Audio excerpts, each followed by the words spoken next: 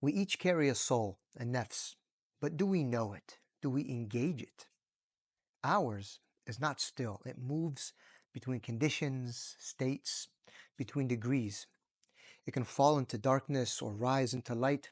It can command us towards ruin or guide us to salvation, into divine presence. Yet most of us live our entire lives unaware of this journey unfolding within our very selves. But if you begin to pay attention, if you slow down, if you turn your attention, turn your gaze inwardly, you will begin to take note of the whispers, the regrets, the stirrings of turbidity and of peace. You will take note of the flashes of clarity. If you are present with yourself, you will notice something astonishing. Your soul, your nafs, is in movement. And with each movement, your soul brings you closer or further away from your true purpose. There are 7 degrees of the soul, each mentioned in the Quran. There's the commanding soul, and nafs al-ammara, the self-reproaching soul, and nafs al-lawama, the inspired soul, and nafs al-mulhama, the tranquil soul, and nafs al-mutma'inna, the content soul, and nafs al-radiyah, the well-pleasing soul, and nafs al-mardiyah, and finally the perfected soul, and nafs al-kamila. This journey through the soul stages, this is the real work of the human being. It's not simply about external actions, although those certainly have a place and undoubtedly impact the internal trajectory of the soul. But it's really about the state of your heart. It's about becoming aware of what uplifts you towards the divine and what weighs you down, what opens you to light and what veils you from it. This path isn't always upward. You may rise one day and slip the next. You may taste serenity in the morning and struggle with yourself in the evening. But that is the nature of this path. It requires struggle, vigilance, sincerity, much, much patience, mercy, and love in both how you engage with yourself and with others. And through it all, there's a secret, a profound wisdom. Whoever comes to know himself comes to know his Lord.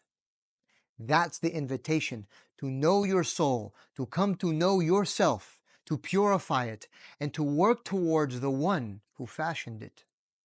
In this series, I want to take you through each of these 7 degrees, not as theory, but as real stages of inner transformation.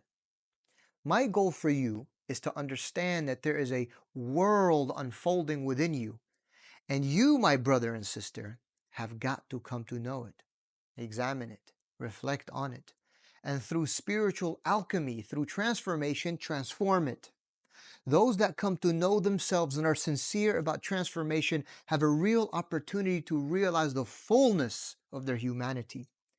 They will come to know where they are deficient, where they are strong, what they need to work on a little, and what they need to devote much effort to.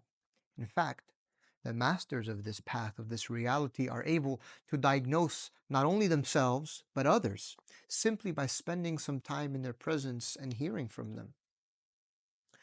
One thing you should keep in mind as you explore the realities and opportunities embedded within your very self is that although there are distinct levels of soul, nafs, or ego, one may at any time exhibit tendencies belonging to a couple or even several of the aforementioned stages. That often these stages are not mutually exclusive, and although generally speaking, one will begin to take on traits belonging to one stage and distancing him or herself from another, there's often overlap. So if you've ever felt lost, stagnant, or if you are ready for something deeper, then this journey is for you. Let us begin. النفس الأمارة بالسوء, the soul which commands to corruption. This is the first and lowest degree of the soul in its spiritual ascent. This soul is dominated by base desires, selfish impulses, and heedlessness. It is constantly urging its owner toward laziness, arrogance, self centered behavior, distraction from God, or worse, corruption, destruction, and even pure evil.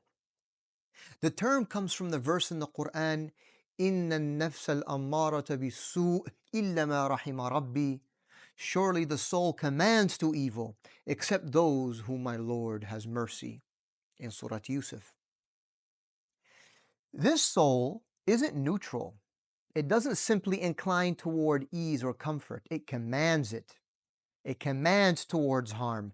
It actively drags the person into disobedience, into selfishness, into heedlessness. It convinces you that your cravings and desires are needs, that your anger is justified, that your ego is right. It doesn't care for consequences. It doesn't recognize higher meaning. It just wants what it wants. The commanding soul is the condition of the nafs or of the soul before any spiritual training takes place or restraining or divine influence has taken hold. It is rebellious, indulgent, and heavily attached to the shahawat, to worldly appetites and pleasures. It resists discipline and seeks comfort in sin.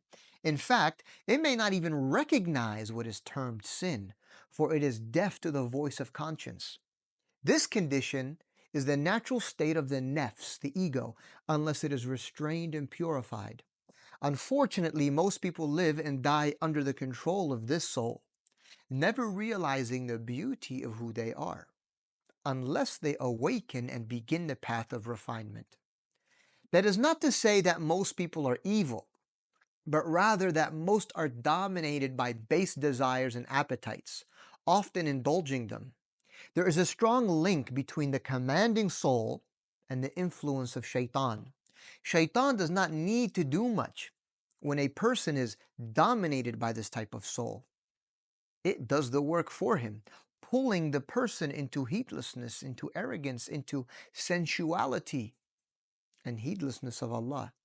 This level of nafs is broad, ranging from those who incline to every desire of ease and pleasure, irrespective of consequences, to those who are given to pure evil.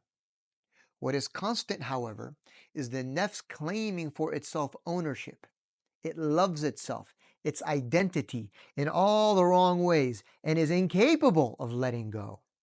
The truth is, when the soul is in this state, it's not free, it's enslaved, enslaved to appetite, to reaction, and it is enslaved to illusion.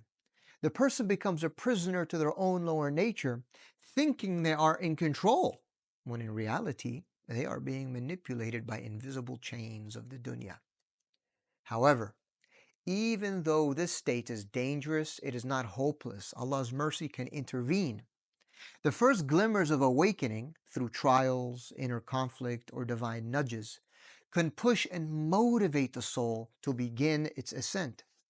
That transition begins when the soul recognizes its deficiencies and is displeased with them. Remember, Allah says the goal of this life is not to satisfy the nafs, it's to purify it. قَدْ أَفْلَحَ مَنْ زَكَّاهَا وَقَدْ خَابَ مَنْ دَسَّاهَا. Successful is the one who has purified it, and ruined is the one who corrupts it. Surah Ash-Shams. So, as a result, the nafs begins to blame itself, which leads into the second stage, and nafs al-lawwama, the self-reproaching soul, which we will discuss in the next video. It is essential that we recognize the traits of this soul, the nafs al-ammara bisu', within ourselves to become vigilant of its tendencies and to begin the work of opposing its commands through dhikr, remembrance, discipline, through struggling mujahada, through righteous companionship, suhbah, sincerity, ikhlas, in seeking Allah's mercy and guidance, and opening our hearts to the love of what's pure, mahabbah. In the next session, we'll explore the moment the soul begins to awaken and fight back, resisting its impulses toward what's ugly, when it starts to turn inwardly and find fault with its deficiencies. not in a handicapping way, but in a way that is healthy and essential to spiritual progress. That's the next degree, an nafs al-lawama, the self-reproaching soul. May Allah grant us success. Check out the next video in the series. Assalamu alaikum wa rahmatullah.